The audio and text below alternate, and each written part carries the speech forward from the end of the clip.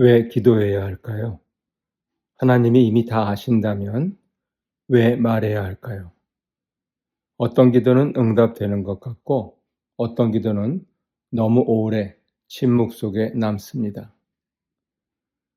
오늘은 신앙인이라면 누구나 한 번쯤 붙들게 되는 질문.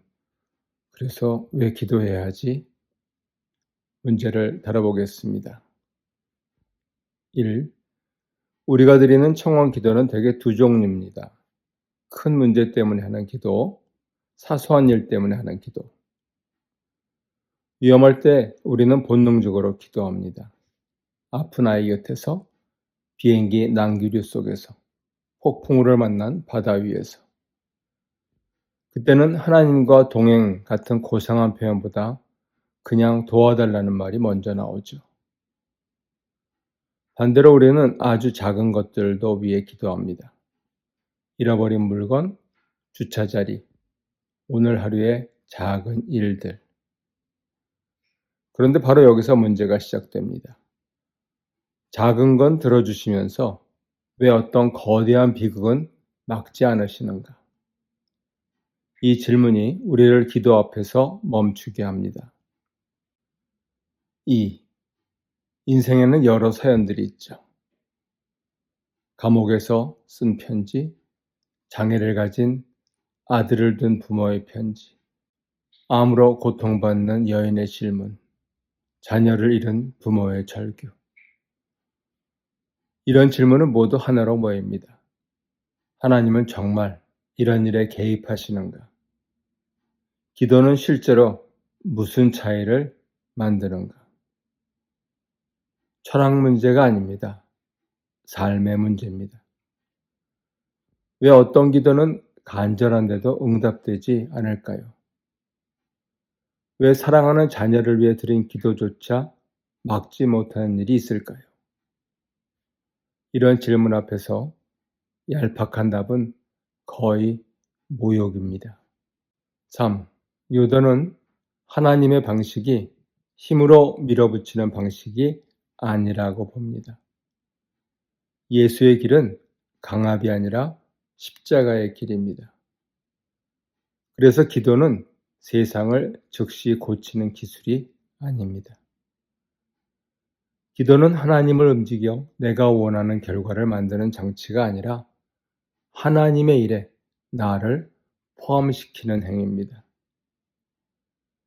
요도의 관점에서 보면 기도는 세상의 불확실성을 제거하는 게 아니라 그 불확실성 속에서도 하나님의 은혜가 어떻게 일하시는지 붙드는 방식입니다. 4.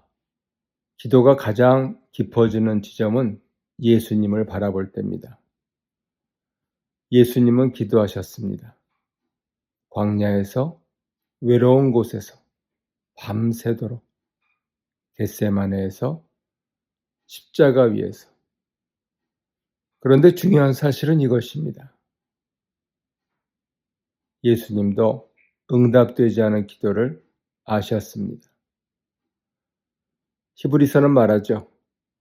예수는 죽음에서 구원하실 수 있는 분께 심한 통곡과 눈물로 기도했다. 하지만 십자가는 사라지지 않았습니다. 기도가 응답되지 않았다고 해서 기도가 무의미한 것은 아니라는 사실을 예수 자신의 삶이 보여줍니다. 5. 하워스식으로 말하면 기도는 효과가 있었는가 묻기보다 우리는 하나님께 충실했는가 묻는 것이 맞습니다. 예수님의 겟세마네 기도는 상황을 바꾸는 기도가 아니라 자신을 하나님의 뜻에 맞추는 기도였습니다. 내 뜻이 아니라 아버지의 뜻이 이루어지기를. 예수님에게 기도는 위기를 준비하는 일이 아니라 위기 그 자체가 벌어지는 자리였습니다. 기도 안에서 예수는 이미 싸우셨고 그 싸움이 끝난 뒤에 십자가를 걸어가셨습니다. 6. 하나님은 악을 대하실 때조차 강제로 누르지 않으십니다. 예수는 베드로를 위해 기도했지만 베드로는 여전히 예수를 3번 부인했습니다. 예수는 유다를 막지 않으셨고 잡혀가실 때도 12군단의 천사를 부르지 않으셨습니다. 왜? 하나님은 자유를 짓밟는 방식으로 구원하지 않으십니다. 악은 사람을 강제로 무너뜨립니다. 하지만 하나님은 억지로 밀어붙이기보다 초대하시고 기다리시고 견디십니다. 그것이 바로 예수의 길이죠. 7. 베드로의 이야기를 보면 기도는 문제를 즉시 제거하지 않았습니다. 하지만 기도는 베드로를 바꾸었습니다. 그의 실패는 끝이 되지 않았습니다. 오히려 그 실패를 지나 그는 다른 사람이 되었습니다. 하나님은 위에서 아래로 모든 걸 정리하지 않으시고 아래에서부터 우리의 상처와 실패와 기다림 속에서 일하십니다. 8. 다시 처음 질문으로 돌아가 봅시다. 왜 기도해야 할까요? 모든 문제가 해결되기 때문은 아닙니다. 고통이 사라지기 때문도 아닙니다. 기도는 하나님이 우리를 버리지 않으셨다는 사실을 붙드는 행위입니다. 그리고 또 예수께서 지금도 우리를 위해 간구하고 계신다는 사실을 기억하는 행위입니다. 기도는 세상의 혼란 한가운데서 하나님의 자비가 아직 끝나지 않았다고 고백하는 방식입니다.